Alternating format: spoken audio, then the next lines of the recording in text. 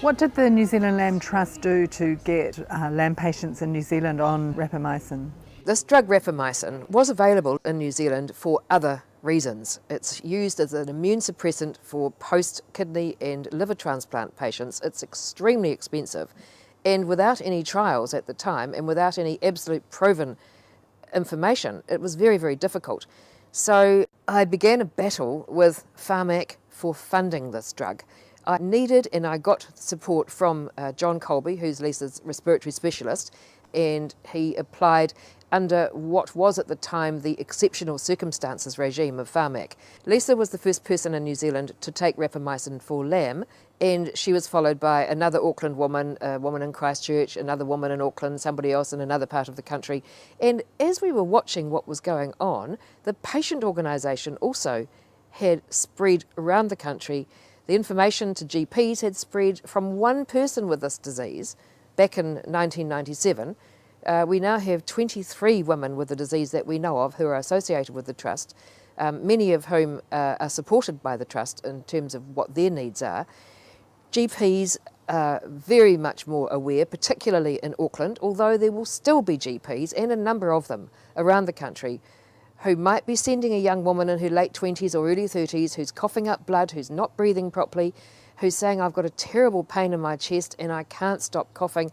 Actually, I don't know, I think there's something really wrong with me. There are still GPs who are sending those young women away with an asthma inhaler. Because of the increasing number of patients and the need for those patients to be supported in a way that is not just piecemeal, we in the Trust hope to form a LAM patient registry so that each time a new patient is diagnosed, whether it's in Whangarei or in Invercargill or Eketahuna, those patients and the doctors who diagnose them can be put onto a national registry. Now we're working on that at the moment. There could well be some ethical approvals needed, and that's fine, because we really need to know. Look, the Trust will continue to put in place a system whereby clinicians... We need to have a registry so that we can talk to patients and they can get information. The usual thing is shock. It's not just dismay, it's absolute shock and lack of information. And this is an isolating situation for a young woman. There was a woman just a little while ago in August whose husband rang me, and he'd looked up the website, which we are very, very proud of. He said, I'm ringing you because my wife has just been diagnosed with LAM. She's so upset, she doesn't know anything, she's really afraid, and she thinks she's going to die. I'm reading your website and finding out lots of information which may indicate that there may be hope for her. And when she's ready, she'll contact you. Well, I was so happy to talk to that guy because I could tell him lots of things. I could send him information. I could link him up with all sorts of other groups and information sources around the world.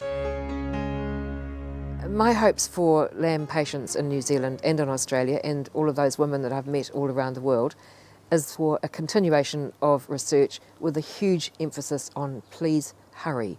We don't have the luxury of time. We're doing our bit in a big way here in New Zealand and Australia, and we're part of a worldwide organisation, in many cases patient-driven, and some very, very fabulous scientists working in this collaborative situation with this rare disease. So we want that to keep going, and in the end, we want what my daughter's always asked for. Mummy, please bring me home the pill for LAM.